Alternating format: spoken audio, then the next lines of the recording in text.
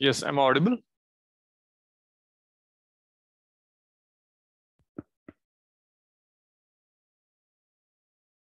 Yes, sir.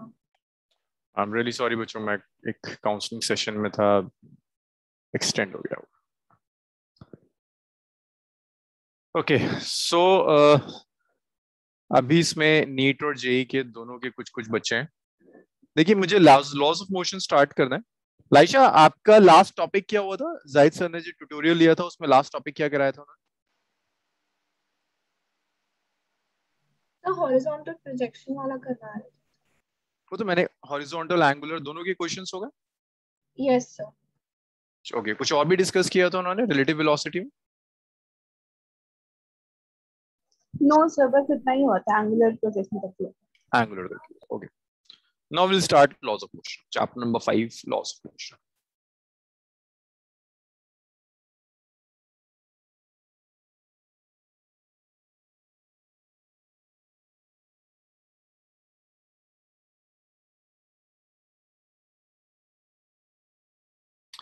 देखिए, laws of motion सब branch है मैकेनिक्स की which deals with the cause of motion. थोड़ा सा मैंने डिस्कस किया था, मैं एक बार रिकॉल करा देता हूं। जैसे हमने मैकेनिक्स की एक ब्रांच स्टडी करी थी विच इज काइनेमेटिक्स। काइनेमेटिक्स को याद दिलाएगा मुझे, काइनेमेटिक्स में हमने क्या स्टडी किया था? अरे इतने सारे बैठे हो। काइनेमेटिक्स में हमने मोशन स्टडी किया था without considering the cause of motion. Cause of motion हमने डिस्कस नहीं किया था, हमने डिस्कस किया था सिर्फ और सिर्फ मोशन। जब आप डायनामिक्स करते हो तो डायनामिक्स में आप कॉज ऑफ मोशन डिस्कस करो। काइनेमेटिक्स में कॉज ऑफ मोशन नहीं था, यहाँ आप cause of motion that is force. तो फोर्स को स्टडी करने के लिए हम कॉन्सेंट्रेट करते हैं न्यूटन्स लॉज के ऊपर। न्यूटन ने कुछ लॉज दिए थे, जैसे फर्स्ट है Newton's first law.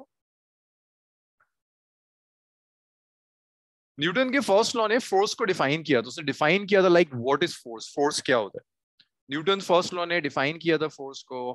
Newton first law को लॉ ऑफ इनर्शिया भी कहते हैं।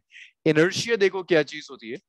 इनर्शिया गैलीलियो ने इंट्रोड्यूस किया था। इनर्शिया का मतलब है its inability of body to change its state of rest और मोशन बाय इटसेल्फ। लाइक अगर एक बॉडी रेस्ट में है तो उसकी टेंडेंसी क्या होगी? वो हमेशा रेस्ट में रहे, वो कोशिश करेगी कि उसकी टेंडेंसी चेंज ना हो। अगर एक बॉडी मूव कर रही है तो उसकी टेंडेंसी होगी कि वो हमेशा मूव करती रहे, मोशन से रेस्ट में नहीं आना चाहेगी, हमेशा कोशिश करेगी कि हमेशा मूव करती रहे।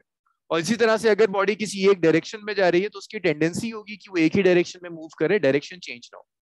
This tendency of body is known as inertia. Inertia को ऐसे भी डिफाइन करते हैं कि अगर एक बॉडी रेस्ट में तो हमेशा रेस्ट में रहेगी, वो अपने आप रेस्ट से मोशन में नहीं आ सकती। अगर एक बॉडी मोशन में तो हमेशा मोशन में रहेगी, मोशन से अपने आप रेस्ट में नहीं आ सकती। अगर एक बॉडी किसी एक डायरेक्शन में जा रही है तो हमेशा उसी डायरेक्शन में जाएगी, अपने आप उसका डायरेक्शन भी चेंज नहीं कर सकती। इस इनेबिलिटी को कि बॉडी अपनी स्टेट चेंज नहीं कर सकती, that is known as inertia. Inertia को हम 3 पार्ट्स में क्लासिफाई करते हैं। इनर्शिया ऑफ रेस्ट हो सकता है, इनर्शिया ऑफ मोशन हो सकता है, इनर्शिया ऑफ डायरेक्शन हो सकता है। इनर्शिया ऑफ रेस्ट का मतलब है कि बॉडी हमेशा रेस्ट में रहेगी, रेस्ट से मोशन में नहीं आ सकती। एग्जाम्पल देखो इनर्शिया ऑफ रेस्ट का, एक एग्जाम्पल देखो रियल लाइफ से जिसमें आपको दिखेगा कि बॉडी रेस्ट से मोशन में आने का अपोज कर रही है। आप मोशन में लाने की कोशिश कर रहे हो लेकिन वो अपोज कर रही है, मोशन में नहीं आना चाहती।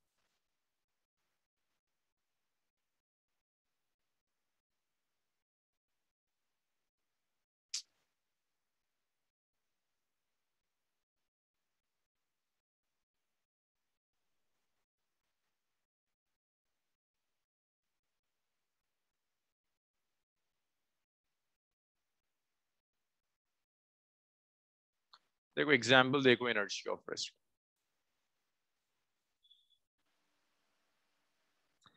ये एक बस है, बस मूव कर रही है with some velocity. Let's say बस इनिशियली रेस्ट में थी,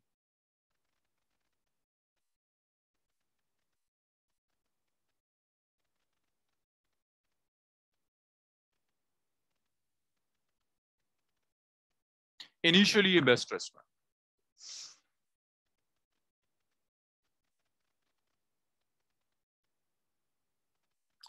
ये एक पैसेंजर है, बस रेस्ट में तो पैसेंजर भी रेस्ट में होगा। एकदम से ये बस वी वेलोसिटी से मूव करना शुरू कर देती है। अगर ये बस मूव करेगी तो आप इसके ऊपर कुछ फोर्स अप्लाई की होगी। क्या होता है अगर एक बस मूव करना शुरू कर दे लाइशा, एक बस रेस्ट में थी एकदम से मूव करती है, अगर आप बस में बैठे हुए तो क्या होगा आपके साथ, कहीं कोई फोर्स एक्सपीरियंस करोगे? Yes sir. किस डायरेक्शन में? आप बस में बैठे हो या आप कार में बैठे हो, एकदम से कार स्टार्ट होती है, बस एकदम से स्टार्ट होती है, ट्रेन एकदम से स्टार्ट होती है, तो किस डायरेक्शन में पुश मिलता है Laisha, in the forward direction और in the backward direction? Forward direction. Forward direction में। आयुषी ऐसी होता है कि अगर नो आप sir, sir backward direction. Backward direction है ना, तो देखो उस पैसेंजर के साथ क्या होगा, ये बस में खड़ा था, बस रेस्ट में थी, बस को ऑन करना मतलब बस को मूव कराना है, तो ऑब्वियसली इंजन ने कुछ फोर्स अप्लाई करी होगी, इंजन ने बस पर फोर्स अप्लाई करी, वो फोर्स ये जो आदमी खड़ा है उसके फीट पर एक्ट करती है, इसकी वजह से इसके फीट मोशन में आ जाते हैं, लेकिन इसकी बॉडी का जो अपर पार्ट है, ये वाला अपर पार्ट, ये अपर पार्ट कोशिश करेगा रेस्ट में रहने की, तो होगा ये कि लोअर पार्ट तो बॉडी का आगे आ जाएगा, अपर पार्ट अपनी जगह रहने की कोशिश करेगा। अगर बॉडी डिटैचेबल होती तो ये हाल होता जो इस पेन का हो रहा है, अगर बॉडी डिटैचेबल होती तो उसके साथ कुछ ऐसा होता, मान लो ये बॉडी का लोअर पार्ट है, ये बॉडी का अपर पार्ट है, बस के साथ कौन सा पार्ट कांटेक्ट में है सांची, लोअर पार्ट और upper part? Lower part. Lower part, तो लोअर पार्ट तो मोशन में आ जाएगा, अपर पार्ट अपनी जगह रह जाएगा और पीछे गिर जाएगा। अगर बॉडी डिटैचेबल होती तो ये होता। लोअर पार्ट पर मोशन में लाने के लिए कौन फोर्स कर रहा है रोशनी? ये जो बस इसका लोअर जो पार्ट है बॉडी का, वो मोशन में क्यों आ रहा है, कौन फोर्स कर रहा है उसे मोशन के लिए?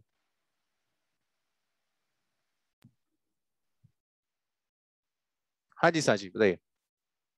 सर मैं हाँ सांची बताइए कि जो लोअर पार्ट है, इंजन कर रहा है। इंजन फोर्स अप्लाई कर रहा है ना, इंजन किस पर फोर्स अप्लाई कर रहा था, बस पर, बस मैन के जो भी पैसेंजर है उसके फीट के ऊपर फोर्स अप्लाई करे, और उस फोर्स की वजह से लोअर पार्ट मूव करना शुरू कर देगा। लोअर पार्ट तो मूव कर जाएगा लेकिन अपर पार्ट अपनी जगह रहने की कोशिश करेगा, तो ऐसा हुआ अपर पार्ट अपनी जगह रह गया, लोअर पार्ट आगे निकल गया, तो ऐसा लगता है कि एक बैकवर्ड पुश हो रहा है। तो ये बैकवर्ड पुश बता रहा है कि अपर पार्ट कोशिश कर रहा है कि रेस्ट में था तो रेस्ट में रहे। This is an example of inertia of rest. एक और एग्जांपल देखो, एक बस है जो इनिशियली मूव कर रही थी, लेट्स से बस बहुत तेजी से जा रही थी at 100 kilometre per hour, this bus was moving at 100 kilometre per our.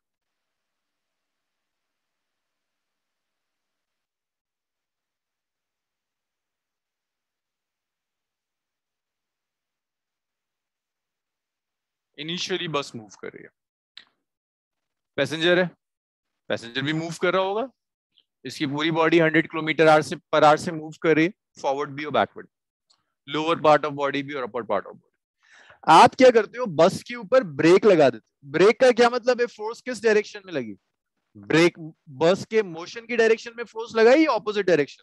Sir opposite direction में। Sir opposite.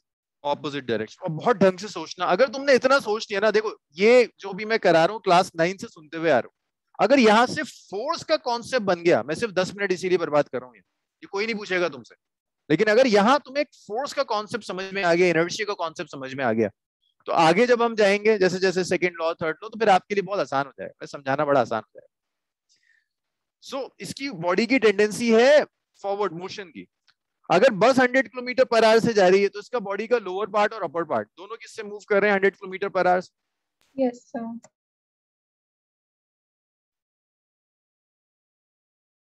ये भी जा रहा है 100 किलोमीटर पर आवर। एकदम ब्रेक लगा दी, ब्रेक लगाते ही क्या हुआ, जो लोअर पार्ट है वो बस के साथ कांटेक्ट में था, रेस्ट में आ गया। अपर पार्ट क्या कोशिश करेगा, रेस्ट में आने की या मोशन में रहने की? आगे जाएगा, मोशन में आने की कोशिश बॉडी का अपर पार्ट कोशिश करेगा, पहले 100 किलोमीटर से जा रहा था, अब भी 100 किलोमीटर पर आवर से मूव करे। लोअर पार्ट रेस्ट में आ गया, कौन रेस्ट में लेकर आया, बस का फ्लोर रेस्ट में लेकर आया, क्योंकि फ्लोर से अटैच था, अपर पार्ट तो अटैच ही नहीं था किसी चीज से। तो अब बताओ, upper part 100 kilometre per our से जाने की कोशिश कर रहा है, लोअर पार्ट को आप पकड़ के रेस्ट में लिया है, तो कहां पुश मिलेगा, बैकवर्ड और फॉरवर्ड? अरे बता दो कहां पुश मिलेगा भाई, फॉरवर्ड डायरेक्शन में, बैकवर्ड डायरेक्शन? फॉरवर्ड में। फॉरवर्ड डायरेक्शन में, और यही होता है, फॉरवर्ड डायरेक्शन में पुश मिलेगा, और यही होता है एक्चुअली, जैसे ब्रेक लगते होता है ना, आगे की तरफ जाके गिरते हो, तो आगे की तरफ गिरी इसीलिए रहे, जैसे तुमने ब्रेक लगाए लोअर पार्ट तो रेस्ट में आ गया, बट अपर पार्ट कोशिश करेगा कि ये आगे मूव कर दे। मतलब अगर कार 200 किलोमीटर पर आवर से जा रही थी तो बॉडी 200 किलोमीटर पर आवर से जा रही थी, आपने सीट बेल्ट नहीं लगाई और एकदम से ब्रेक मार दिया, कार तो रुक जाएगी, लेकिन आप 200 किलोमीटर पर आवर से विंडो तोड़ते हुए बाहर निकल जाओ। So that is based on inertia of motion. Inertia of direction देखो भाई, अगर मैं कह रहा हूं कि एक बॉडी की टेंडेंसी होती है कि उसका डायरेक्शन चेंज ना करे, डायरेक्शन चेंज ना करने का क्या मतलब है रोशनी? सर्कुलर ट्रैक पे जाएगी या स्ट्रेट लाइन पर? प्रेफर किसको करेगी, सर्कुलर ट्रैक या स्ट्रेट लाइन? हाँ जी रोशनी बताइए जरा। Straight line. स्ट्रेट लाइन, अब बॉडी की इनहेरिट प्रॉपर्टी है कि स्ट्रेट लाइन पर जाना चाहती है। अब अगर आपने एक स्टोन लिया, स्ट्रेट लाइन में जाने का क्या मतलब है? डायरेक्शन चेंज नहीं हो, ये चाहती हमेशा एक ही स्ट्रेट लाइन में मूव करे ताकि डायरेक्शन चेंज ना हो। अगर मैं डायरेक्शन चेंज करना चाहता हूं मानसी, तो क्या करना होगा? अपने आप डायरेक्शन चेंज हो जाएगा बॉडी का या कुछ एफर्ट्स लगानी पड़ेगी? सर फोर्स लगाना होगा। फोर्स लगाना होगा। देखो एक एग्जांपल देखो, मैंने यहाँ क्या किया, एक स्ट्रिंग ली, इसे अटैच किया इससे एक मास, और स्ट्रिंग को ना मैं एक सर्कुलर ट्रैक के ऊपर घुमा रहा हूँ, ऐसे घुमाता चला जा रहा हूँ सर्कुलर ट्रैक, ऐसे कर स्ट्रिंग एक सर्कुलर ट्रैक के ऊपर जा रही है, घूमती चली जा रही है सर्कुलर ट्रैक। वेलोसिटी पहले ऐसे थी, फिर वेलोसिटी ऊपर हो गई, फिर वेलोसिटी लेफ्ट में हो गई। क्या लग रहा है इसे देखकर सांची, वेलोसिटी का डायरेक्शन सेम है या चेंज हो रहा है? सर चेंज हो रहा है। अपने आप चेंज हो रहा होगा, फोर्स आ रही होगी कहीं से, फोर्स लग के। मेरा सोच सकते हो फोर्स कौन अप्लाई कर रहा होगा? मैं ऐसे करके घुमा रहा हूँ स्ट्रिंग को, तो फोर्स कौन अप्लाई कर रहा होगा? सर सेंट्रीपिटल फोर्स होगा। कौन अप्लाई कर रहा होगा? मैं हाथ से पकड़ता हूँ स्ट्रिंग और घुमा रहा हूँ, मैं अप्लाई कर रहा हूँ, है ना? Yes sir. मैं जो फोर्स अप्लाई कर रहा हूँ वो स्टोन तक स्ट्रिंग के थ्रू पहुंच रही है। Yes sir. स्ट्रिंग टूट जाए बीच में तो क्या होगा? सर टैंजेंट के लॉग मूव होगा सर। हाँ, अगर स्ट्रिंग टूट गई, यहाँ स्ट्रिंग ब्रेक कर गई, यहाँ टूट गई अगर, तो फिर जो बॉडी होगी ये टेंजेंशियली चली जाएगी, क्योंकि जैसे ही स्ट्रिंग टूटी फोर्स खत्म हो गई, अब बॉडी अपनी टेंडेंसी पर आ जाएगी। टेंडेंसी क्या है बॉडी की Sabiya? To move in a straight line और to change its direction continuously. Sabiya, एक बॉडी की टेंडेंसी क्या है? स्ट्रेट लाइन में मूव करना है या अपने आप डायरेक्शन चेंज करते रहना? बॉडी की चेंज कर देना। नहीं, बॉडी की टेंडेंसी है कि वो स्ट्रेट लाइन में जाना चाहती है। अगर आप डायरेक्शन चेंज करना चाहते हो तो फोर्स अप्लाई कर दी, उसकी अपनी नेचुरल टेंडेंसी यही है कि स्ट्रेट लाइन में जाए। तो अगर स्ट्रिंग टूट गई तो क्या होगा इस बॉडी के साथ? ये बॉडी टेंजेंशियली चली जाएगी, ऐसे टेंजेंशियली चली जाएगी। सो ये इनर्शिया ऑफ डायरेक्शन का एग्जांपल है कि आप स्ट्रिंग घुमा रहे हो, जहां टूटेगी स्प्रिंग वहां पे सर्कुलर ट्रैक में नहीं जाएगा, स्टोन स्ट्रेट चला जाएगा। तो ये शो करता है कि बॉडी चाहती थी स्ट्रेट लाइन में मूव कर, इनर्शिया ऑफ डायरेक्शन। अब इन सारे एग्जांपल्स में कॉमन क्या है? इनर्शिया चेंज करने के लिए आपको फोर्स की जरूरत है। तो यहां से हम डिफाइन करते हैं फोर्स, यहां से न्यूटन ने डिफाइन किया था force.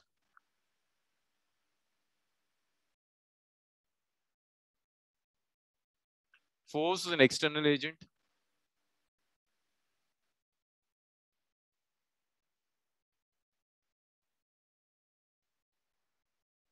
which can change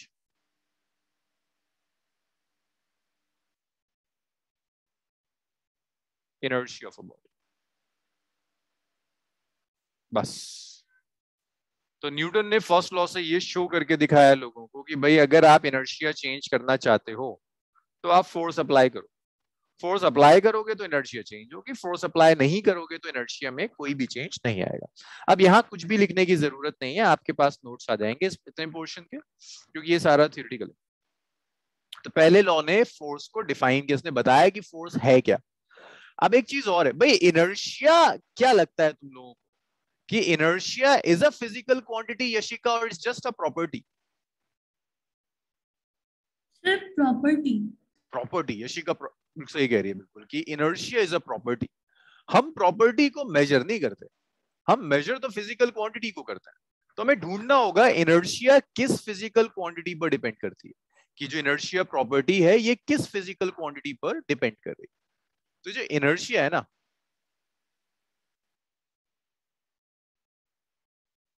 depends on मास। जिस बॉडी का मास जितना ज्यादा होगा उसकी इनर्शिया उतनी ज्यादा है। देखो ये तो बड़ा कॉमन ऑब्जर्वेशन है, मतलब ये तो छोटे से बच्चे को भी पता होता है कि अगर एक 1 kg का ब्लॉक रखा है और एक 100 kg की कार रखी हुई है, किसे मूव कराना आसान है?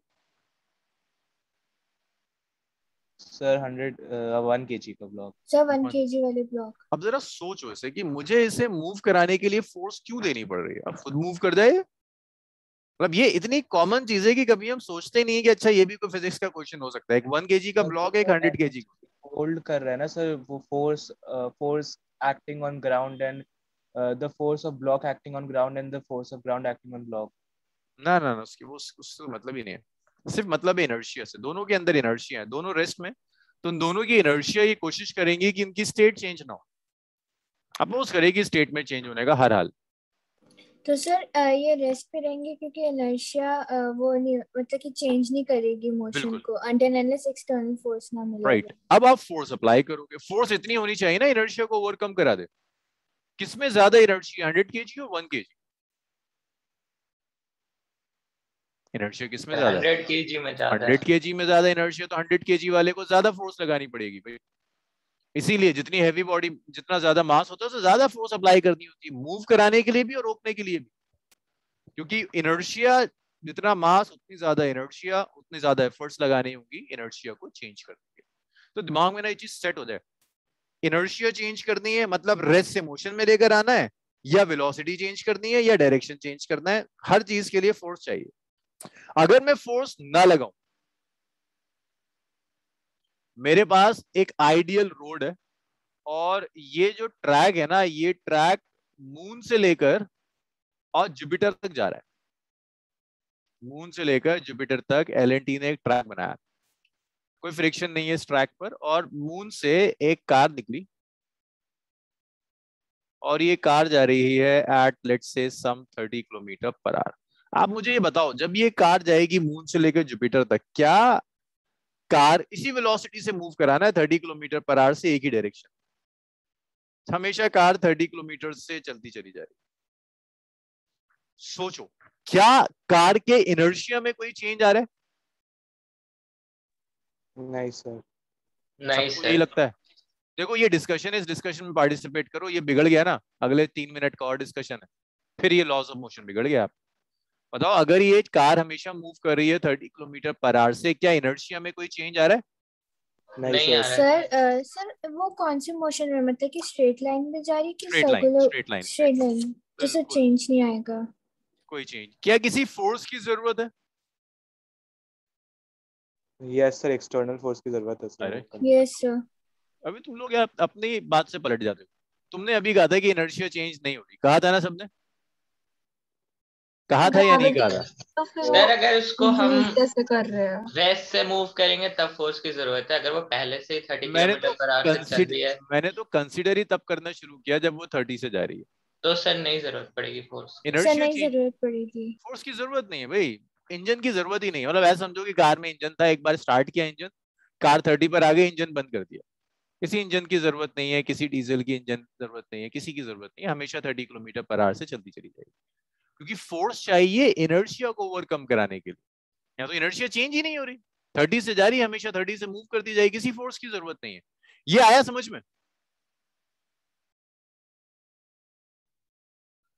ये आया? Yes yes sir. Sir. Yes अब ये Yes, बताओ sir. मुझे, ऐसा हमारे इंडिया की रोड पे क्यों नहीं होता?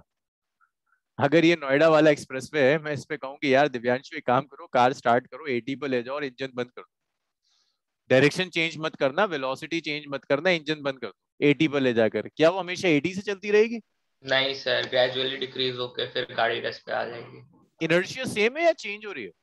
सर इनर्शिया सेम है। नहीं सर, चेंज होगी ना। इनर्शिया चेंज हो रही है ना? यस सर, चेंज होगी। क्या लगता है लाइशा, इनर्शिया चेंज हो रही है तो क्या कोई फोर्स इन्वॉल्व होगी इस इनर्शिया को चेंज कराने में? Yes, sir. किसने अप्लाई की होगी लाइशा फोर्स? देखो एक कार है, उसको मैं 80 किलोमीटर पर आवर पे ले गया, इंजन बंद कर दिया, कार की वेलोसिटी कम होती चली जा रही है, इनर्शिया कम हो रही है, मींस कोई फोर्स अप्लाई कर रहा है।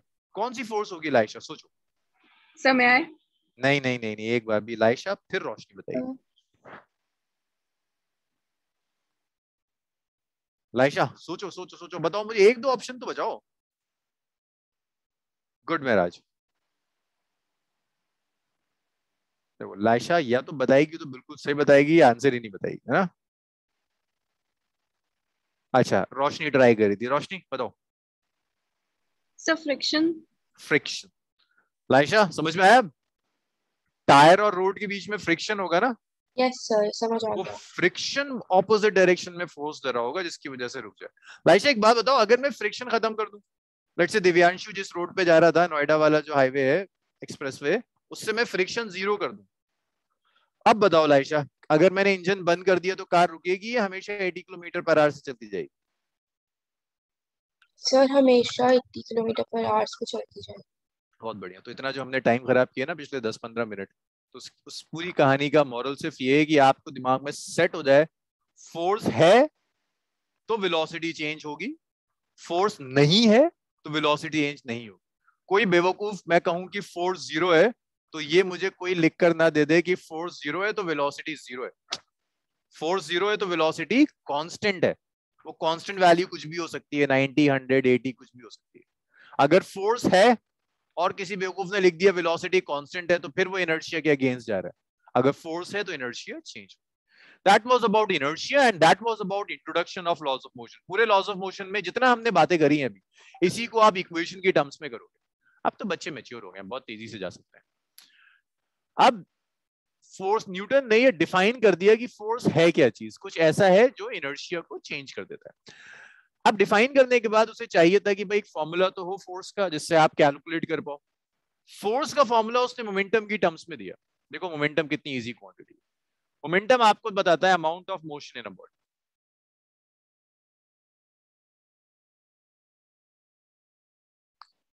एक बॉडी में कितना मोशन होगा, वो मोशन आपको मोमेंटम बताएगा। जितना ज्यादा मोशन है उतना ज्यादा बॉडी का मोमेंटम। लेट्स से आपने एक बॉडी ली मास m की, this body of mass m is moving with a velocity v, तो जो मोमेंटम हो जाएगा, that momentum is the product of mass and velocity. This is the formula of momentum. Simple सी चीज है, मास को वेलोसिटी से मल्टीप्लाई कर मोमेंटम आता है। डायरेक्शन ऑफ मोमेंटम वही होता है जो वेलोसिटी का direction.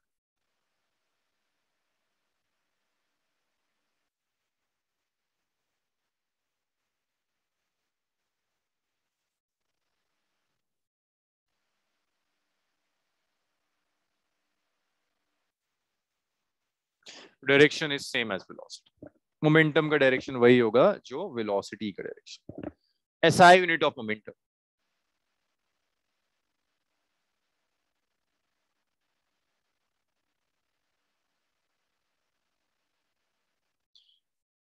SI unit kg metre per second हो जाएगी मोमेंटम के लिए। अब देखो इसमें क्वेश्चंस आते हैं, कुछ छोटे छोटे क्वेश्चंस ना ग्राफ पे दे देता है, और सब जागते रहना और मुझे बताते रहना। अगर मैं मास कांस्टेंट ले लेता हूं तो मैं लिख सकता हूं P is proportional to V।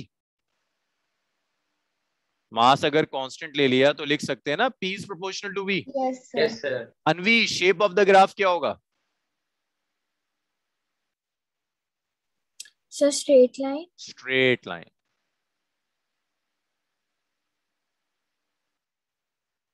Graph would be a straight line. So P versus V graph would be a straight line. This is velocity, P is momentum.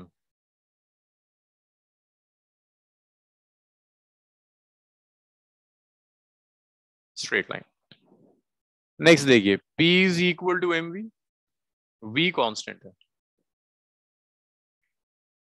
तो आप लिख सकते हो P is directly proportional to m। फिर से graph straight line होगा।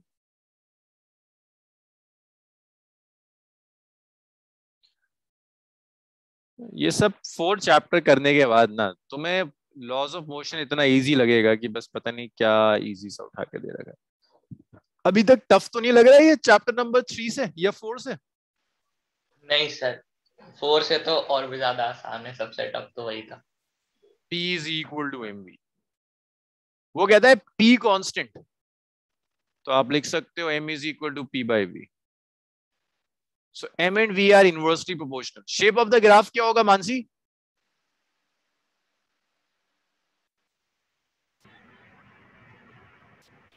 हाँ जी मानसी।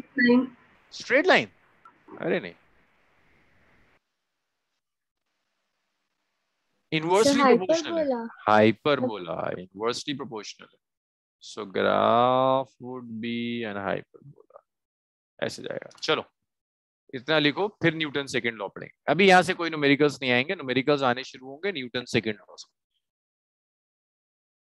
इतना लिखो, कहीं परेशानी आए तो मुझे बताओ।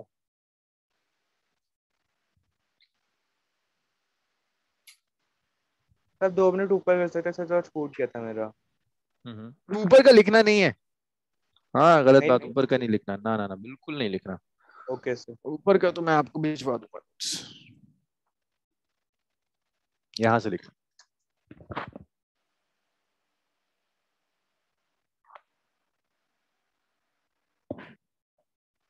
अनवी, डेंटिस्ट का अपॉइंटमेंट कब है? सर हो गया, पहले ही ले ली थी।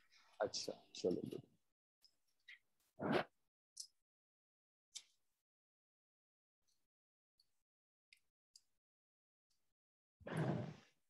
Excuse me sir, yes. तो आपने बस वाला एग्जांपल दिया था, अगर बॉडी पूरी बस से अटैच है, मतलब अपर और लोअर, तो फिर कुछ चेंज नहीं आएगा? ना, फिर कोई चेंज नहीं है, उसे बांध दो तो नहीं आएगा बेचारे। Okay sir. Sir scroll. हाँ हाँ हाँ, बिल्कुल बिल्कुल बिल्कुल। नोहा, यहाँ तक सब क्लियर? यस। सबिया, यस सर। कुछ ऐसा जो ना समझ में आ रहा हो?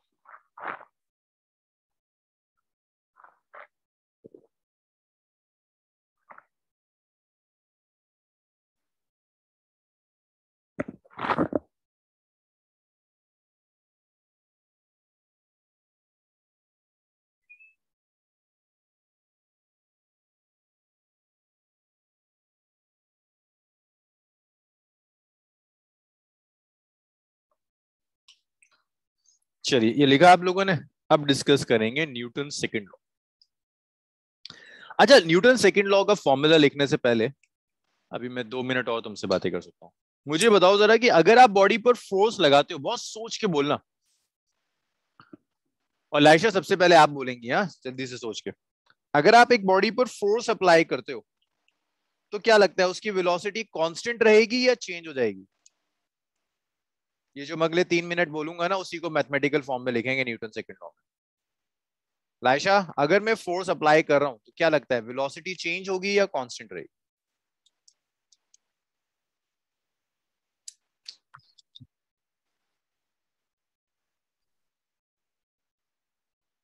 Sir velocity would be changed।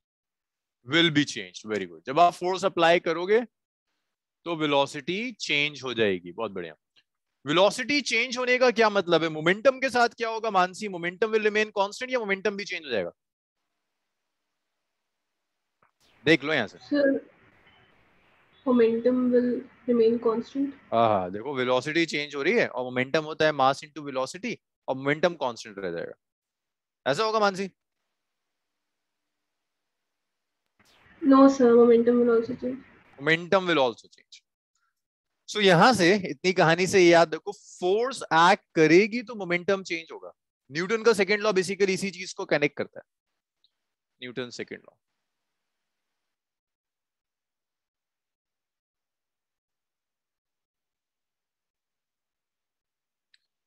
Newton second law कहता है फोर्स लगाओ मोमेंटम चेंज होगा। न्यूटन सेकंड लॉ कहता है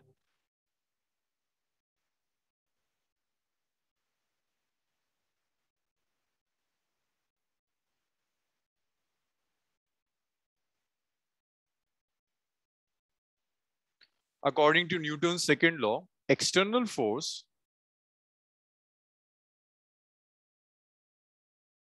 acting on body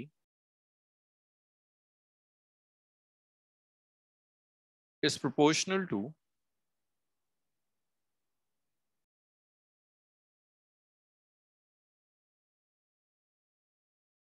rate of change of momentum.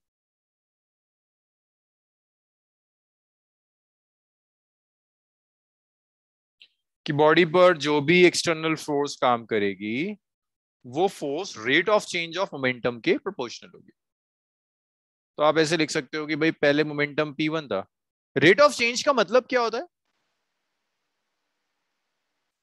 अरे रेट ऑफ चेंज का मतलब बता दो कोई। सर डिवाइडेड बाय टाइम ना, रेट ऑफ चेंज, चेंज तो समझ में आता है, रेट ऑफ चेंज का क्या मतलब है?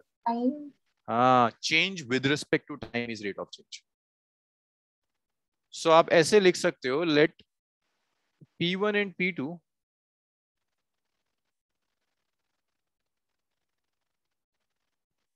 are momentum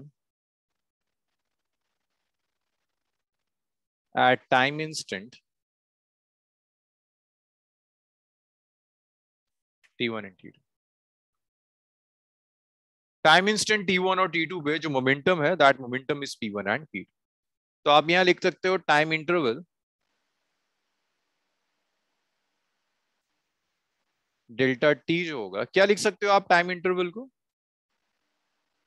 T2 minus T1, this is time interval. इतने टाइम इंटरवल में जो चेंज इन मोमेंटम है T2 minus T1 delta P which is P2 minus P1। change in momentum is this P2 minus P1। तो आप लिख सकते हो भाई सेकंड न्यूटन्स लॉ कहता है जो फोर्स होगी that's proportional to rate of change of momentum. अब जब भी आप प्रोपोर्शनली का साइन हटाते हो कुछ आता है यहाँ पर, क्या होता है यहाँ जब भी हम साइन हटाएंगे तो सबिया कांस्टेंट आए।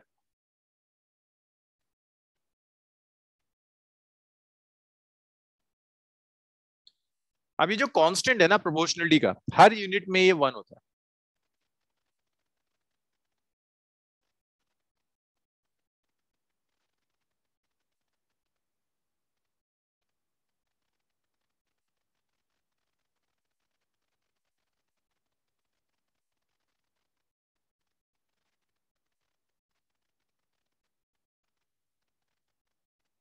Force is delta P over delta T, ये फोर्स आ गया।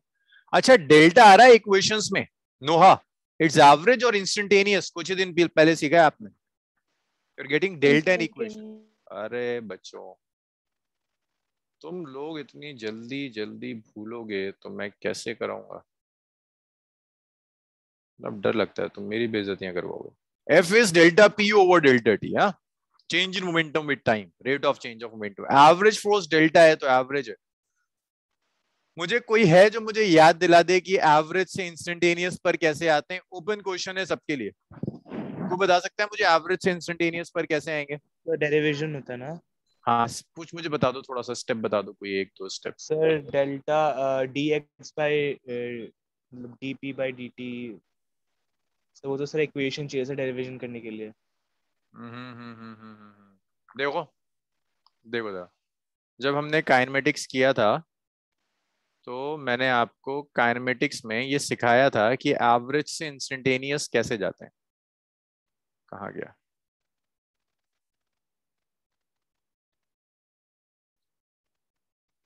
इतने जल्दी भूलोगे तो समझ ही नहीं आता, मुझे लगता है तुम्हारे साथ कुछ।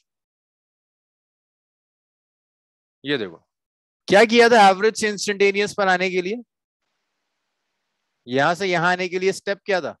लाइशा बताएगी। लाइशा क्या किया था एवरेज से इंस्टेंटेनियस में लाने के लिए? जरा पढ़ो उसे और बताओ मुझे। सर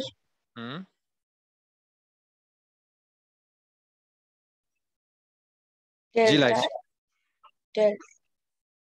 हाँ सुन रहा हूँ मैं, बताते जाइए। Delta x upon delta t। नहीं वो तो एवरेज है बच्चे। इंस्टेंटेनियस के लिए देखो क्या किया था, ढंग से देखो लाइशा, पढ़ो उस पूरी इक्वेशन को। Sir delta t tends to 0 है ना? Yes sir. डेल्टा T को 0 कर दिया था। सांची आप भी यही कह रही थी? Yes, sir. Answer differentiation. हाँ, for instantaneous force.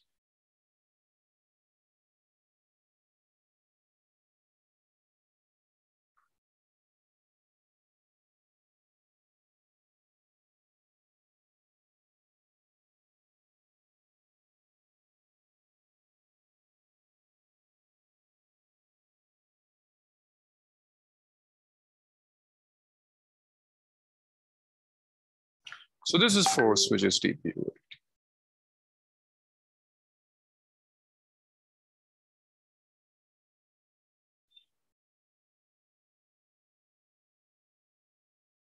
Force is rate of change of momentum dp over dt now. ये force है आपकी, ये इंस्टेंटेनियस फोर्स है, वो एवरेज फोर्स है।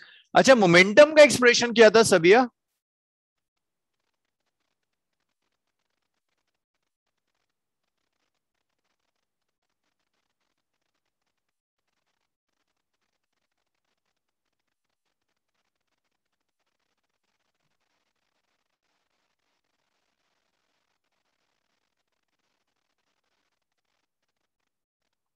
सबिया, मोमेंटम का एक्सप्रेशन?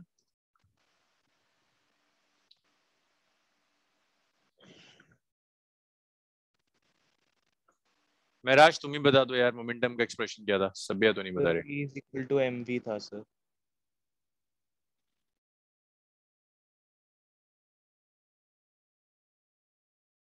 ना मुझे 1.5 घंटे ना तुम्हारा सारा कंसंट्रेशन यही चाहिए होता है, D D to MV. Product rule याद है डिफरेंशिएशन का? जब एमवी को डिफरेंशिएट करोगे तो क्या करोगे? एम को छोड़ दिया, वी को डिफरेंशिएट किया, फिर वी को छोड़ दिया, एम को डिफरेंशिएट किया। ये फोर्स का एक्सप्रेशन। अब एक बात बताओ अनवी, यूजुअली हम डे टू डे लाइफ में जिन सिस्टम्स के साथ डील करते हैं, yes sir, day to day life में हम जिन सिस्टम्स के साथ डील करते हैं उनका मास वेरी करता है या कांस्टेंट होता है? सर मास तो कांस्टेंट रहता है। मास कांस्टेंट रहता है सारे सिस्टम्स का, या कुछ ऐसा सिस्टम याद आ रहा है एनवी जहां पर मास वेरी करता हो? नहीं याद आ रहा, चलो।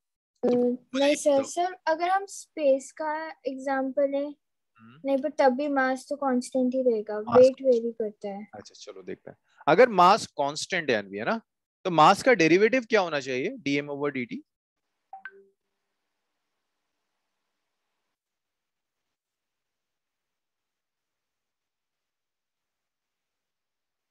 हाँ जी, कांस्टेंट का डेरिवेटिव यशिका? जीरो है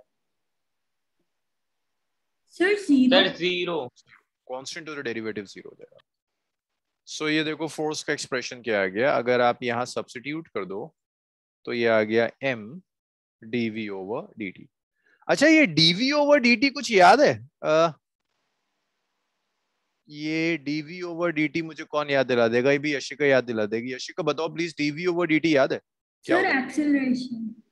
एक्सीलरेशन।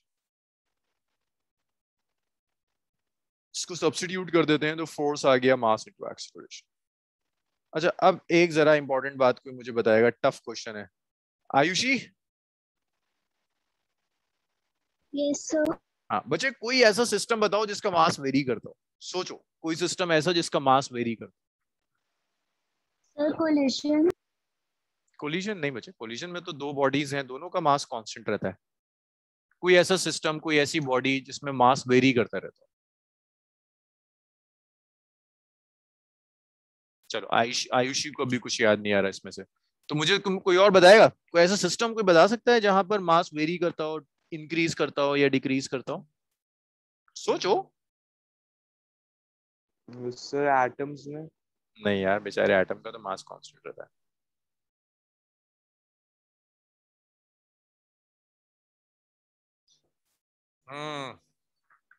बलून देखा है? एक बलून में एयर फिल करो और उस बलून में हल्का सा होल कर दो, मतलब बलून क्या, हैवी बड़ा सा बलून ले लो, उसमें हल्का होल कर दिया, एयर बाहर निकल रही है, बलून श्रिंक होता जा रहा है। मास सेम है बलून का या चेंज हो रहा है? सर चेंज हो रहा है। इंक्रीज हो रहा है, डिक्रीज हो रहा है? डिक्रीज। डिक्रीज हो रहा है। ये लिख देता हूं मैं।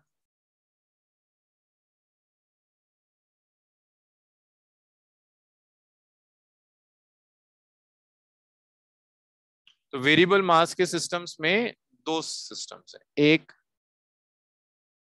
श्रिंकिंग बलून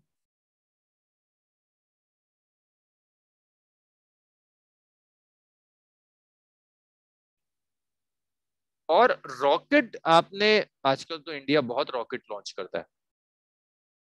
रॉकेट्स का अगर आपने कभी लॉन्चिंग देखा हो टीवी पर या कहीं, तो होता क्या है, जैसे जैसे रॉकेट ऊपर जाता है उसका जो मैक्सिमम मास होता है ना रॉकेट का, वो होता है उसका फ्यूल। जैसे जैसे रॉकेट ऊपर जाता है फ्यूल बर्न आउट होता चला जाता है, रॉकेट का मास कम होता चला जाता है। तो रॉकेट जो एग्जाम्पल है, rocket propulsion as an example of variable mass. अब जैसे जैसे रॉकेट ऊपर जाता होता है ना, कुछ स्टेजेस डिटैच होती चली जाती हैं, कुछ कुछ डिटैच होता चला जाता है। तो बेसिकली फ्यूल खत्म हो गया, कंटेनर का कोई काम नहीं है, डिटैच हो जाता है। फ्यूल खत्म हो गया, कंटेनर का कोई काम नहीं, डिटैच होता चला जाता है। तो rocket is an example of system with variable mass. लेकिन उसके अलावा majority of systems have constant mass. तो आप ये एक्सप्रेशन यूज करो। अब ये एक्सप्रेशन देखकर मुझे नोहा बताएगी, नोहा ये एक्सप्रेशन हर तरह के सिस्टम के लिए वैलिड है या सिर्फ कांस्टेंट मास के सिस्टम के लिए? The constant mass. Constant mass. So this is valid for system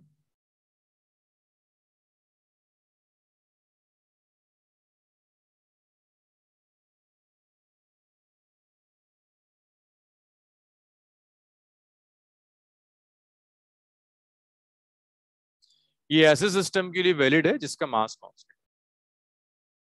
इसको लिखो, this is Newton second law. तो न्यूटन सेकंड लॉ ये भी है, ये भी न्यूटन सेकंड लॉ है, लेकिन ये न्यूटन सेकंड लॉ तब है जब मास कांस्टेंट हो, अदरवाइज ये यूज करना पड़ेगा। इतना लिखते जाओ और मुझे बताते जाओ अगर कहीं कोई प्रॉब्लम आ रही है। इसमें सिर्फ एक जगह जाकर आप थोड़ा सा ना आप परेशान हो गए, जब फ्रिक्शन आना शुरू होगा और फ्रिक्शन के साथ साथ सर्कुलर मोशन, तब शायद आपको कुछ छोटे मोटे इश्यूज आने शुरू हो, आपको लगना शुरू हुआ टफ है, बट उससे पहले तक सब इजी। और याद रखना, if you are good at chapter number 3 and chapter number 4, physics आसान है तुम्हारी। आयशा तुम परेशान लग रही हो? No, sir. 100% आ रहा है?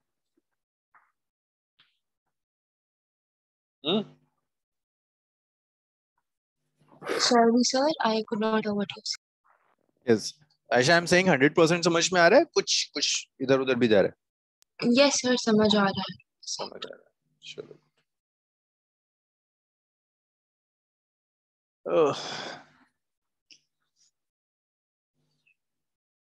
सर इस चैप्टर में कुछ चैप्टर नंबर 4 का यूज हुआ क्या? कैसे कोई प्रॉपर्टीज है कुछ? वेक्टर्स बस vectors that you already know. Thank you, Aisha. Thank you very much, बच्चे। You're welcome, sir.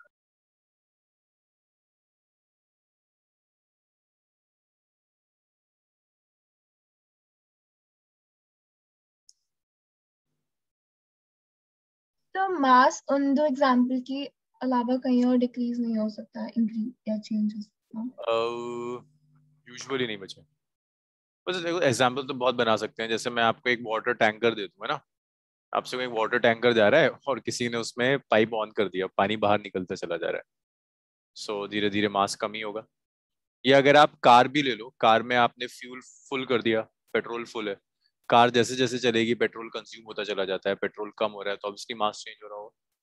So in this way you can have many many examples. Sir weighing machine को consider कर सकता है? क्यों? Weighing machine में मास कैसे very करेगा? अच्छा नहीं बताओ बताओ, हो सकता है ना, कर रहा हूँ। अगर जैसे हम नॉर्मली ग्रोसरी शॉप पे जाके देखते हैं, तो फिर अगर उसमें हम चीजें ऐड करें तो फिर वो बढ़ जाए। डेफिनेटली फिर हो रहा है, चुप क्यों हो गई? नहीं मतलब देखो, फिजिक्स का मोटिव ये नहीं होता कि फॉर्मूले रटो, इक्वेशन रटो, एग्जाम में लिख कर आ जाओ, 70 में से 60 नंबर आ जाएं। फिजिक्स का मोटिव ये है कि आपको सोचना आ जाए, और वो तभी आएगा जब आप आर्ग्यू करोगे। जब कुछ कहो ना तो उसमें फिर आर्ग्यू भी करो, जब तक ये प्रूफ ना हो जाए कि वो गलत है।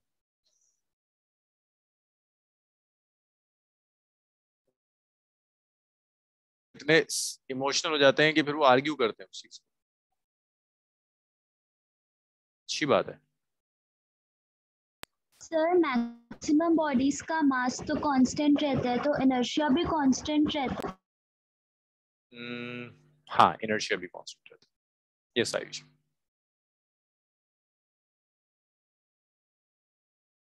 सर इनर्शिया में ज्यादा न्यूमेरिकल्स नहीं है ना? इनर्शिया में न्यूमेरिकल नहीं है, न्यूमेरिकल्स आएंगे न्यूटन सेकंड लॉ से आने शुरू हो जाएंगे। Okay sir.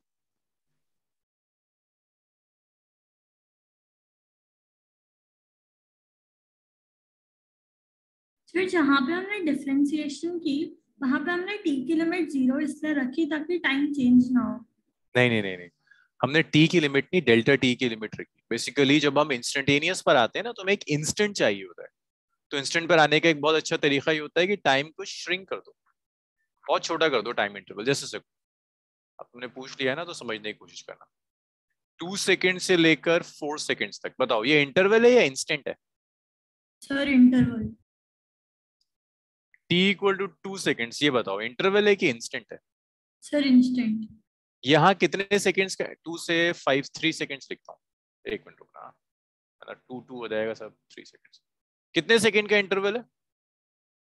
Sir 1 second. अच्छा, अगर मैं इसको ऐसे कर दूं, 2 सेकेंड से लेकर 2.01, इंटरवल है इंस्टेंट है? Sir interval. कितने सेकेंड का? Sir 0.01 second. अब मैं कहता हूँ 2 सेकेंड से लेकर 2.0000000001। अब बताओ, है तो इंटरवल? Yes sir. लेकिन इसमें और इंस्टेंट में कोई खास फर्क है? इट्स ऑलमोस्ट 2 सेकेंड्स ना। Yes sir. तो इंटरवल से सेकेंड्स में जाने के लिए क्या कर सकते हो? टाइम इंटरवल श्रिंक कर दे। बोला आइडिया? मतलब यहां से देखो इंटरवल कितना है, 2 सेकेंड्स और 2.001 सेकेंड है तो इंटरवल। लेकिन इसमें मैं आपसे ये कहूं कि भाई 2 सेकेंड्स और 2.000000001 सेकेंड के बीच में एक बॉडी मूव करती है, और मैं कहता हूं t इक्वल टू 2 सेकेंड्स पे मूव करती है, तो दोनों में कोई फर्क है प्रैक्टिकली? No sir. सो ये मेथड है कि ये है तो इंटरवल, लेकिन आपने इसे इंस्टेंट में कन्वर्ट कर दिया। तो अगर आप इंटरवल से इंस्टेंट में आ रहे हो, तो आप क्या कर रहे हो यशिका? इंटरवल को बड़ा कर रहे हो या इंटरवल को श्रिंक करते जा रहे हो? छोटा। छोटा, बहुत ही माइन्यूट कर दिया ना। Yes sir. बस वही काम आप यहाँ कर रहे हो ना। आपको इंस्टेंट चाहिए था, आपने इंटरवल को इतना छोटा कर दिया, इतना छोटा कर दिया कि अब इस इंटरवल और इंस्टेंट में कोई फर्क ही नहीं। यशिका आया समझ में? Yes sir.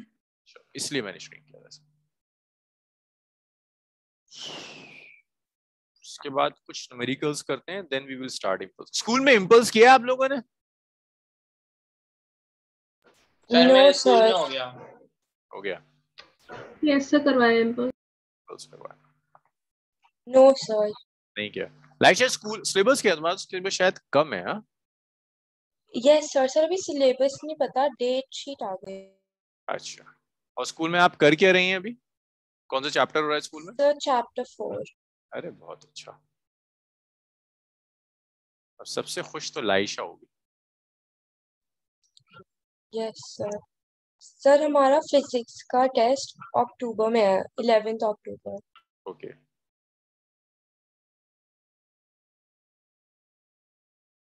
सर हमारा तो 13 तारीख को है, प्लस सारे एमसीक्यूज आ रहे हैं। मतलब 1 मार्क मिलेगा, 1 मार्क जाएगा, ऐसा है। एमसीक्यू तुम लोग प्रिपेयर हो गया यार? एमसीक्यू तो तुम्हारा हर वीक होता ही है, मतलब सब्जेक्टिव कम एमसीक्यूज ही ज्यादा होता है।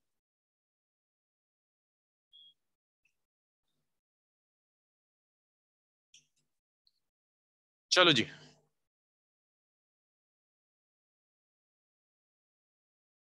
लिख लिया सबने? Yes sir.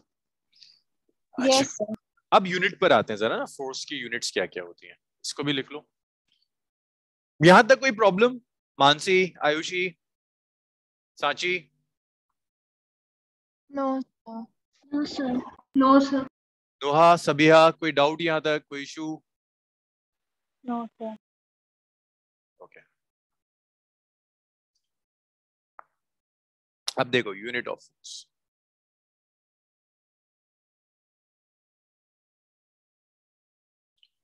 फोर्स की दो तरह की यूनिट्स होती हैं, एक होती है एब्सोल्यूट यूनिट और एक होती है ग्रेविटेशनल।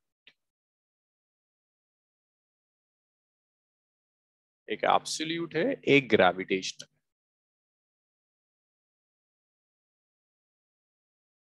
एब्सोल्यूट यूनिट को फर्दर आप दो पार्ट्स में क्लासिफाई कर सकते हो. इट कुड बी एसआई और CGS. SI unit is Newton, CGS unit is dyne. 1 Newton 10 raised power 5 dyne. Gravitation में भी दो होते हैं, SI और CGS. SI होती है kg वेट और 1 kg वेट जो होता है वो 9.8 न्यूटन होता है. तो याद रखना, kg वेट दे रहा है तो न्यूटन में कन्वर्ट करोगे. हम एब्सोल्यूट यूनिट यूज करते हैं. CGS होता है ग्राम वेट. 1 ग्राम वेट होता है 980 डाइन. ये आपको याद होना चाहिए. कहीं भी केजी वेट आ जाए तो ये मत कहना कि अरे अभी तो मास दिया हुआ है, फोर्स दिए बट ग्रेविटेशनल यूनिट में दिए, तुम्हें एब्सोल्यूट में कन्वर्ट करना होगा, न्यूटन में कन्वर्ट करना होगा. ऐसे ही अगर ग्राम वेट दिया तो ये मत सोचने बैठ जाना कि अरे मास दिया है इसने, तो भी मास नहीं है, फोर्स है. सीजीएस में कन्वर्ट करना पड़ेगा एब्सोल्यूट में, मल्टीप्लाइड विद 980. इसको लिखो, यूनिट्स पता होनी चाहिए आपको. फिर हम क्वेश्चंस करते हैं न्यूटन सेकंड लॉ पे.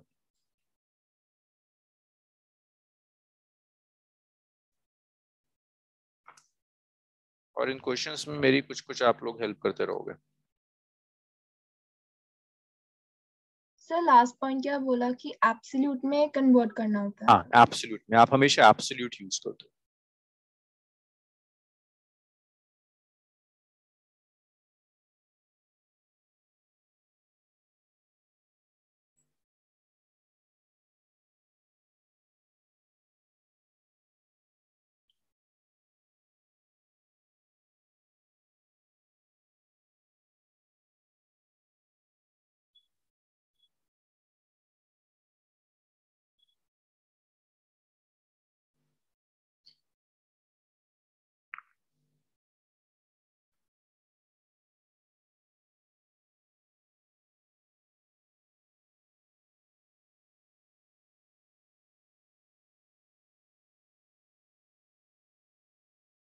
दो न्यूमेरिकल्स देखो न्यूटन सेकंड लॉ पर.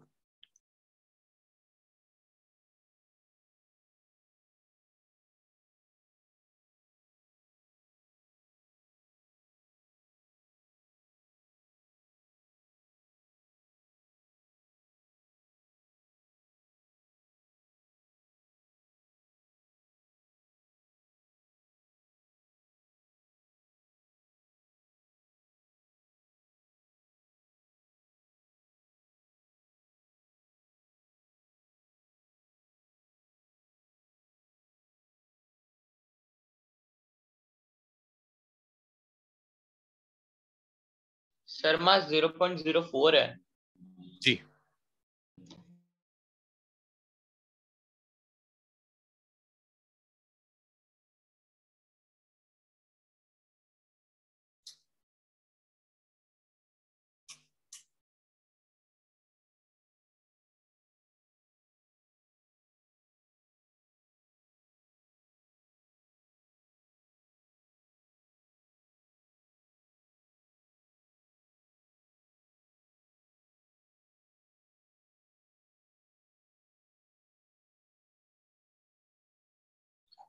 दो क्वेश्चन है साथ में करेंगे, जरा आपको ना एक आइडिया मिलेगा कि न्यूटन सेकंड लॉ पर क्वेश्चंस कैसे आ रहे हैं.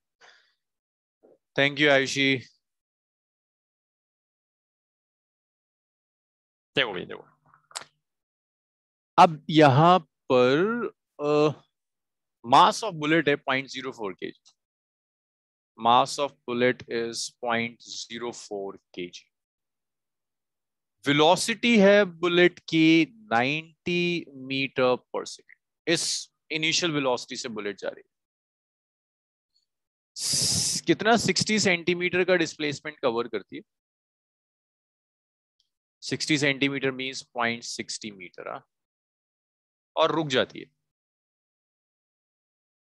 एक्सेलरेशन नहीं पता, फोर्स नहीं पता. अब ये मुझे फोर्स कैसे एक्सेलरेशन कैसे कैलकुलेट करेंगे, इसमें कोई हेल्प करेगा? कौन हेल्प करेगा, बता सकता है मुझे? ओपन क्वेश्चन सबके लिए. सर एक्सेलरेशन वो नहीं होगा, एक्सेलरेशन ड्यू टू ग्रेविटी. हाँ, एक्सेलरेशन ड्यू टू ग्रेविटी होगा जब ऊपर से. मैं करूं हेल्प? हाँ करो हेल्प. सर क्योंकि सर बुलेट जाके वुडन ब्लॉक में अटक जाएगी तो फिर वेलोसिटी फाइनल वेलोसिटी 0 ही है, तो सर हाँ एक्सेलरेशन से टाइम नहीं दे रखा। हाँ, कैसे निकालेंगे? अरे इतने सारे महान महान बच्चे बैठे हो, कोई तो एक बता दो एक्सीलरेशन कैसे निकालूंगा मैं। अब मैं हिंट दूंगा तो सब बोलने लगोगे। यूनिफॉर्मली एक्सीलरेटेड मोशन है। Sir v square minus u square equals to 2as। Yes, यहां से एक्सीलरेशन निकाल लेते ना। v 0 है, u 90 है, एक्सीलरेशन एक्सीलरेशन है, डिस्प्लेसमेंट 0.6 है, तो माइनस 8100 इज 1.2a, तो यहां से a आ गया माइनस 8100 बाय 1.2 ओनली। अब 8100 बाय 1.2 कितना होता है? तो मैं कैलकुलेट करता हूँ। 8100 डिवाइडेड बाय 1.2, 675।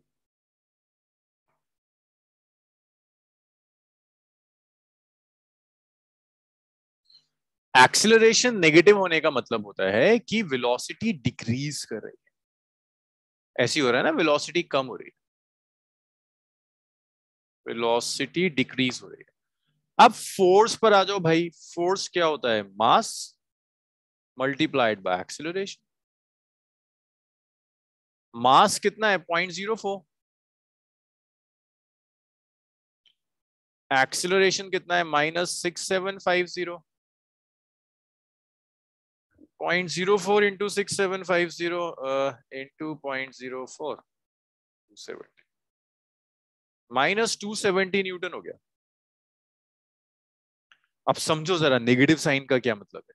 नेगेटिव साइन ये बता रहा है कि अगर ये ब्लॉक है, बुलेट एंटर करती है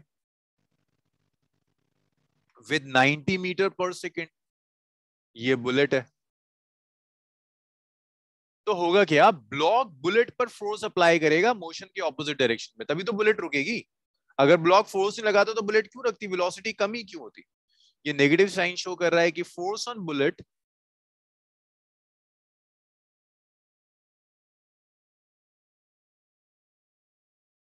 is opposite to the direction of its motion.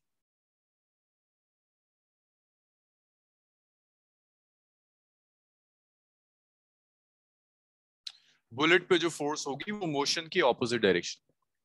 इतना लिख लीजिए, इसे लिखिए। एक क्वेश्चन और करते हैं इसी तरह का।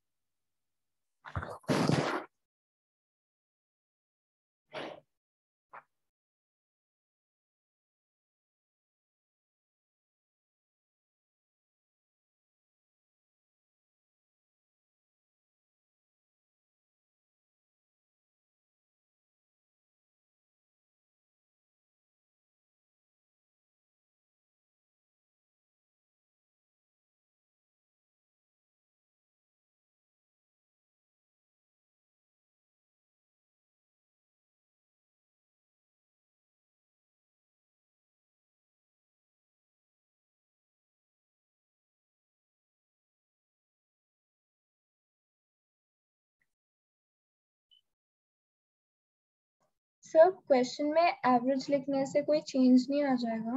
एवरेज लिखने से ये चेंज हुआ कि मैंने एक्सीलरेशन कांस्टेंट मान लिया। रेजिस्टिव फोर्स उसने एवरेज कहा ना, देखो अगर एवरेज, चलो इसने अच्छा वो पूछ लिया बच्ची ने, एवरेज का देखो मतलब क्या होता है। अगर कहीं भी कुछ वेरी कर रहा हो, मान लो मैं कह रहा हूँ फोर्स वेरी कर रही है, पहले 1 t 2 3 4 हो गई, 5 हो गई, इसका एवरेज अगर मैं लूं डिवाइडेड बाय 5 है ना, 9 10 15 बाय 5 3 आ गया। बताओ ये एवरेज फोर्स की तो वैल्यू वेरी कर रही थी 1 से 5 तक, लेकिन ये एवरेज कैसा है, वेरिएबल या कांस्टेंट? कांस्टेंट। तो अगर कोई चीज वेरी भी कर रही है तब भी उसका जो एवरेज होगा वो एवरेज कांस्टेंट होगा। तो अगर कहीं भी कहते हैं ना एवरेज, तो इसका मतलब है तुमसे ये कहना चाह रहा है कि यार फोर्स वेरी कर रही हो नहीं कर रही हो तुम्हारी टेंशन नहीं है, तुम इसे कांस्टेंट लेके चलो। Okay sir. तुमसे इनडायरेक्टली ये कहना चाह रहा है।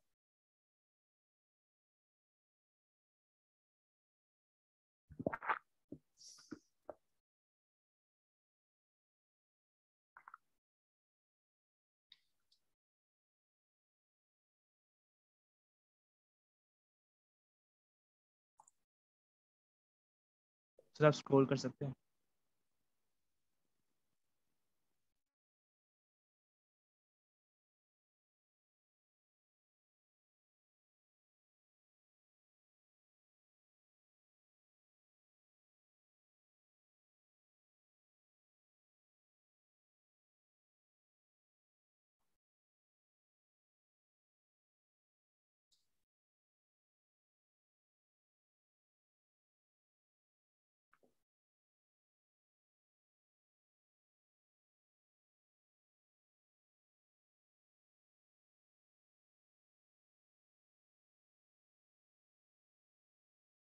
Thank you Divyanshu.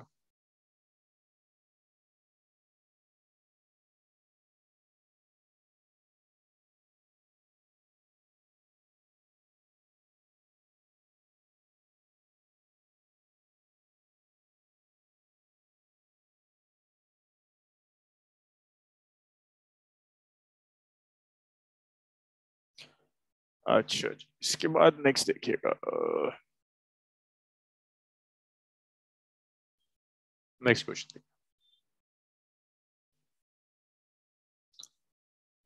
Next question भी कुछ इसी तरह का है। लॉज ऑफ मोशन में ना ऐसे क्वेश्चंस बहुत आते हैं जहां एक्सेलरेशन कैलकुलेट करते हो और फिर फोर्स इनटू मास कर देते हो। साथ साथ लिखते जाओ please question. A scooterist moving with speed of 36 kilometer per hour sees a child standing in the middle of road.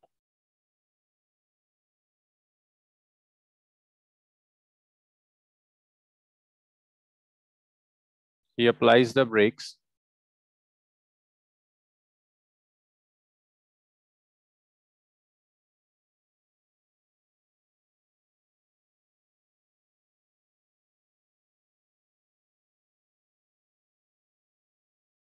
and bring the scooter to rest in 5 seconds, just in time to save child.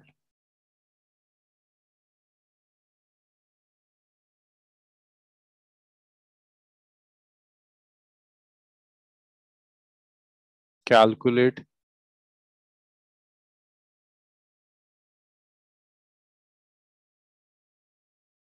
average retarding force on the vehicle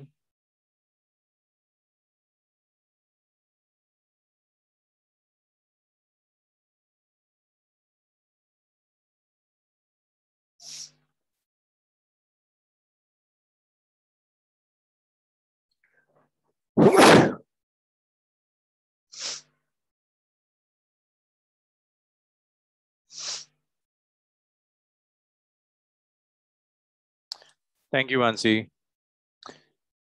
If mass of vehicle and driver is 300 kg. तो देखो इसे लिखो और लिखते लिखते ना सारे parameters identify कर लेना कि इनिशियल वेलोसिटी क्या थी, फाइनल वेलोसिटी क्या थी, कितना टाइम लगा, वेलोसिटी बढ़ रही है या कम हो रही है, तो एक्सेलरेशन पॉजिटिव होना चाहिए नेगेटिव होना चाहिए। लिखते लिखते ना ये सारे पैरामीटर्स तुम्हारे दिमाग में चलने चाहिए और कुछ नहीं जाए दिमाग में, बस यही सब जा रहा हूं।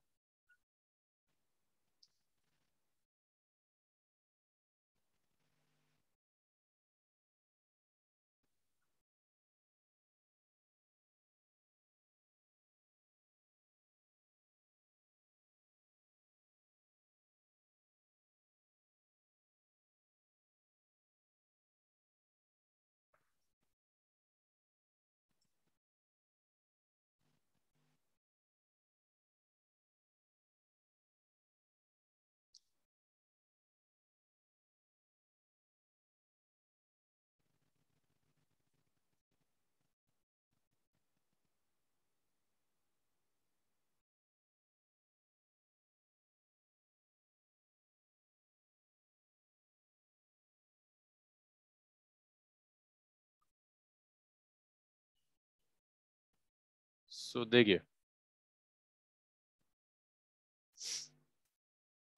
इनिशियल जो वेलोसिटी है ना स्कूटर की, that is 36 kilometre per our. इसे आप मीटर पर सेकंड में कन्वर्ट करो, सिखाया है कई बार, 5/18 से मल्टीप्लाई कर दीजिए, 10 मीटर पर सेकंड आ जाएगा। जो टाइम लगा 5 सेकंड्स का टाइम लग रहा है।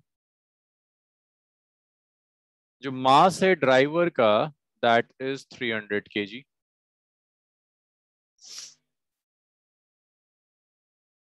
रुक रहा है तो वेलोसिटी 0 हो जाएगी। तो आप यहां से कैलकुलेट कर सकते हैं कि एक्सीलरेशन क्या होगा।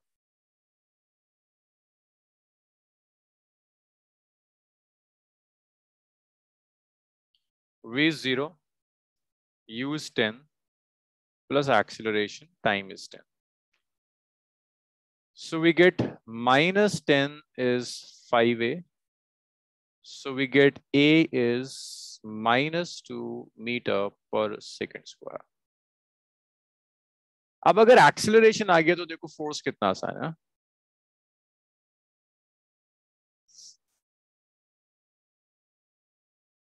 मास into acceleration. Mass is 300, acceleration is -2। Roshni, negative sign का क्या सिग्निफिकेंस है यहाँ? Sir opposite direction. Opposite direction. Divyanshu आप कुछ गड़बड़ कर रहे थे, सांची का ठीक है, अब दिव्यांशु सही है आपका। चलिए इसे भी लिखिए। Now will discuss Newton's third law. इतना लिख लो, फिर न्यूटन्स थर्ड लॉ डिस्कस करते हैं।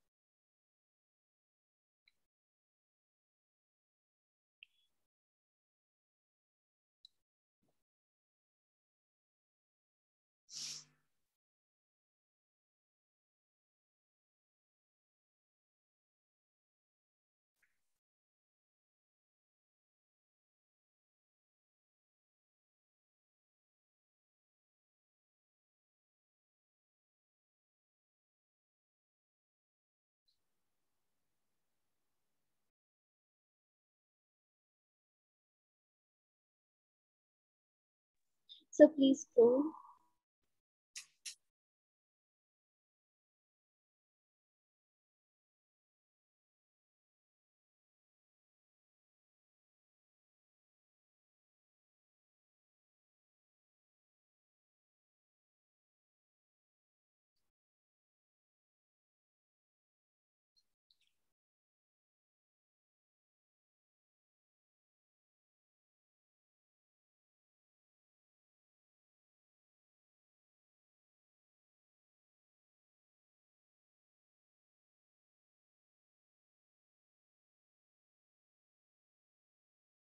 Sir return.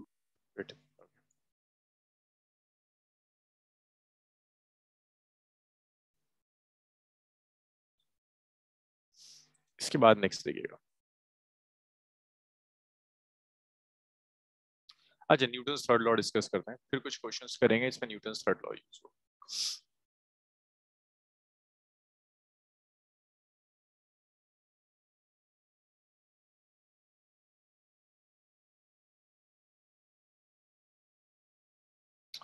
सो देखो, न्यूटन्स फर्स्ट लॉ ने क्या बताया आपको कि फोर्स क्या है। Force is something which can change the energy of a body. Newton second law आपको बताता है कि फोर्स आप कैलकुलेट कैसे करो, मैग्नीट्यूड ऑफ फोर्स देता है। न्यूटन्स थर्ड लॉ आपको बताता है कि फोर्स का नेचर क्या है। तो फोर्स का नेचर बड़ा इंटरेस्टिंग है कि फोर्स कभी भी सिंगल एग्जिस्ट नहीं करती, हमेशा फोर्स पेयर में होगी। आप कहीं भी कोई भी फोर्स ले लो, जैसे ही आप एक फोर्स लोगे अपने आप एक दूसरी फोर्स एग्जिस्ट कर जाती है। जैसे अगर आप फोर्सेस अप्लाई कर रहे हो, मुझे बताओ फोर्स, अगर मैं कह रहा हूं एक बॉडी दूसरी बॉडी पर फोर्स एक्सर्ट कर रही है, क्या ऐसा हो सकता है कि फोर्स अप्लाई करने के लिए एक ही बॉडी हो या कम से कम दो बॉडी जरूर हो सिस्टम? अगर आप फोर्स की बात कर रहे हो एटलीस्ट दो बॉडीज होंगे ना। एक सोर्स होगा जो फोर्स अप्लाई कर रहा है, एक वो होगी जिसके ऊपर फोर्स एक्ट कर रही है। हमेशा दो बॉडीज होगी। तो होगा क्या, अगर एक बॉडी ने ए ने बी पर फोर्स अप्लाई करी, आपने कहा एक्शन, उसी टाइम पर बी भी ए पर फोर्स अप्लाई करेगा, that is reaction. Action reaction बिल्कुल बराबर होते हैं। मतलब अर्थ की सरफेस पर हम उसे ढंग से फील नहीं करते, लेकिन अगर एक्शन और रिएक्शन में तुम्हें स्पेस में दिखाऊं ना, गिव मी 1 सेकेंड। तो तुम्हें शायद ये न्यूटन्स थर्ड लॉ दिखने लगे कि ये क्यों इतना स्पेशल है। मतलब जब हम टेक्स्ट बुक्स, एक काम करो थोड़ी बहुत लिखते रहो जब तक मैं इसको ढूंढ रहा हूँ ना। आप एक एक लाइन लिखते रहो। नहीं तुम नहीं लिखोगे, 1 minute.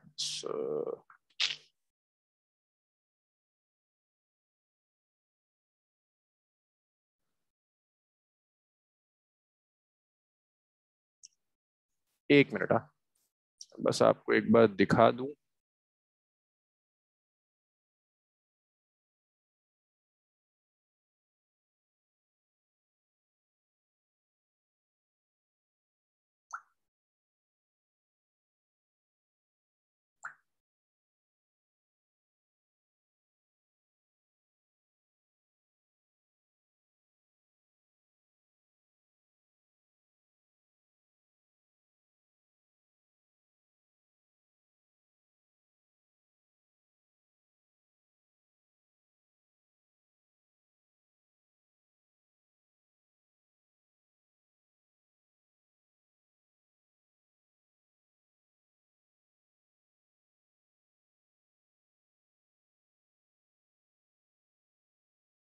Yes,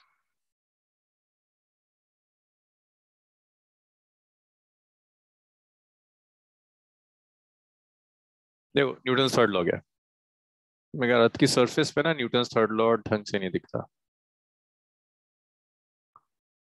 so for Newton third law दो बॉडीज हैं, एक ये साइंटिस्ट है और एक पीछे वाला है इसके। एक ये है और एक ये दो बॉडीज है। इसको ए मान लो, इसे बी मान लो। अब देखो हुआ गया, ए ने बी को फॉरवर्ड पुश किया, ये देख रहे हो, ये विद द सेम फोर्स पीछे जा रहा है। जितनी फोर्स से ये आगे गया एग्जैक्टली उतनी फोर्स से पीछे जा रहा है। दैट्स न्यूटन्स थर्ड लॉ की जो भी फोर्सेस होंगी वो हमेशा पेयर में एग्जिस्ट करती हैं। ऐसा कभी नहीं होता है कि एक सिंगल फोर्स दिख जाए। ये समझ में आया आपके थर्ड लॉ? Yes sir. और ये एक्शन रिएक्शन बिल्कुल इक्वल एंड ऑपोजिट होता है। हमें फील नहीं होता अर्थ की सरफेस पे, लाइक मैं बैठा हूँ, आप पास वाली वॉल को पुश कर रहा हूँ, मुझे लग रहा है वॉल मेरे ऊपर कोई फोर्स ही नहीं अप्लाई कर रही। ये काम मैं स्पेस में जाके करूँ ना, मैं जितनी तेजी से वॉल को पुश करूंगा उतनी पीछे से मैं खुद पीछे चला जाऊँ, क्योंकि अर्थ पे फ्रिक्शन बहुत है और बहुत सारी फोर्सेस हैं जो बैलेंस कर जाती है। So that was Newton's third law. आप जितनी भी फोर्स किसी बॉडी को अप्लाई करोगे, लाइक आप किसी को धक्का दे रहे हो ना 10 न्यूटन से, तो आपके ऊपर भी एग्जैक्टली उतनी फोर्स आई है। आप फील इसलिए नहीं कर रहे क्योंकि फ्रिक्शन है, कहीं ना कहीं कुछ कंपनशिएट हो जाता है। बट अगर आप स्पेस में चले जाओ, जैसे वो एक्सपेरिमेंट में आपको दिखा रहा था, जितनी फोर्स से वो आगे जाएगा एग्जैक्टली उसी फोर्स से जो फोर्स अप्लाई कर रहा है वो पीछे जा रहा है। किसी एक फोर्स को एक्शन कह देते हैं तो दूसरा रिएक्शन हो जाएगा। कोई फिक्स नहीं है कौन एक्शन कौन रिएक्शन, एक को एक्शन कह दो दूसरा रिएक्शन हो जाएगा। तो न्यूटन्स थर्ड लॉ कहता है to every action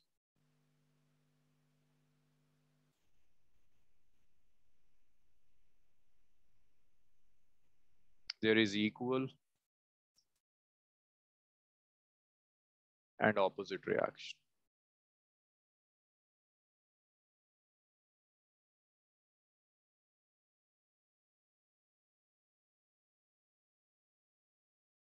To every action there is equal and opposite reaction. So इसको कुछ आप ऐसे समझ सकते हो, this is body A, this is body B. Body A ने बॉडी B पर कुछ फोर्स अप्लाई करी, इसको मैं लिख रहा हूं this is force on body B by body A। तो बॉडी B भी बॉडी A पर कुछ फोर्स अप्लाई करेगी, that is force on body A by body B। तो आप लिख सकते हो कि FAB और FBA इक्वल और ऑपोजिट, दोनों का मैग्नीट्यूड इक्वल है, डायरेक्शन ऑपोजिट है।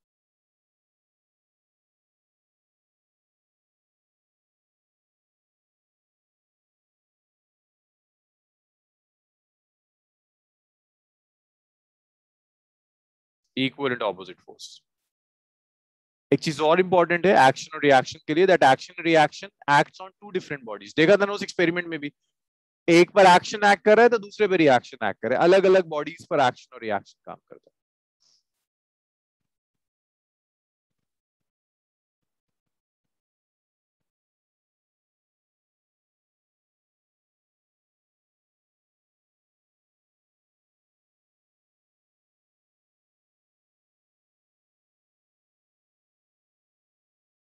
दो अलग अलग बॉडीज पर एक्शन और रिएक्शन एक्ट करेगा। एक चीज और है, इसीलिए ये कैंसिल नहीं करता। अगर कोई पूछे एक्शन रिएक्शन कैंसिल करेगा, नहीं करेगा। कैंसिल तो तब करेगा ना जब एक ही बॉडी पर एक्ट कर रहा हो, दो अलग अलग बॉडीज पर एक्ट कर रहा है।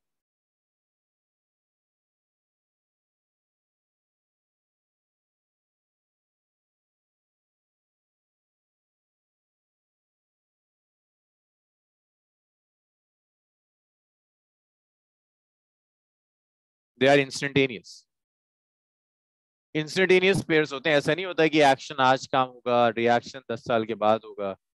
बिल्कुल इंस्टेंटेनियस है। जिस इंस्टेंट पर एक्शन है उसी इंस्टेंट पर रिएक्शन।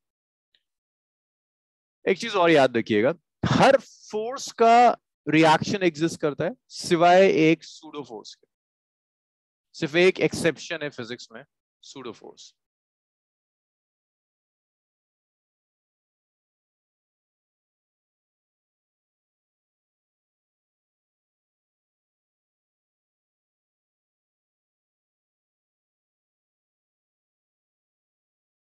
अगर एक सूडो फोर्स है तो उसका रिएक्शन कभी एग्जिस्ट नहीं करेगा। चलिए ये लिखिए न्यूटन्स थर्ड लॉ में। न्यूटन्स थर्ड लॉ पर एज सच कोई फॉर्मूला नहीं है जिससे आप कुछ कैलकुलेट कर पाए, बट ये न्यूमेरिकल्स में काम बहुत आता है। लिखो इतना। So sir, pseudo force does not obey the Newton's third law of motion. Pseudo force does not obey. Yes, does not obey Newton's third law. Okay. Sir pseudo force particular bodies पे होता होगा ना? हाँ, pseudo force के लिए conditions हैं। Non inertial frame होना चाहिए। है आपके सिलेबस में। After 3 to 4 lectures, we will discuss Newton's third law.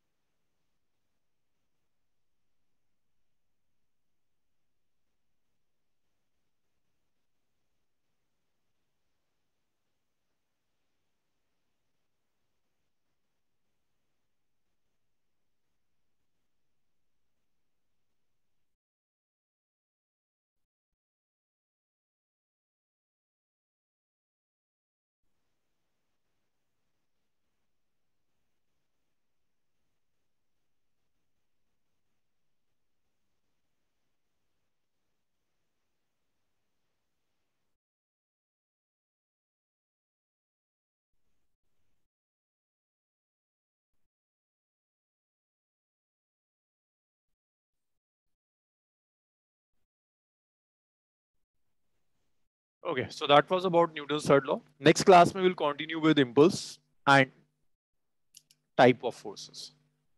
आज इसे यहीं छोड़ते हैं। चलो आज क्लास हुआ, नेक्स्ट क्लास में से कंटिन्यू करेंगे। नेक्स्ट क्लास कल वाली ना? हाँ ठीक है। चलो ओके बच्चों, thank you, bye. Thank you, sir. Thank you sir. Thank you Sabiya, okay bye. Sir हमारी क्लास तो कल नहीं होगी लेकिन मंडे को। मैं शायद कल करवाऊंगा क्लास। मैं भी निष्कर्ष से डिस्कस करके ना आपको इन्फॉर्म करवा दूंगा।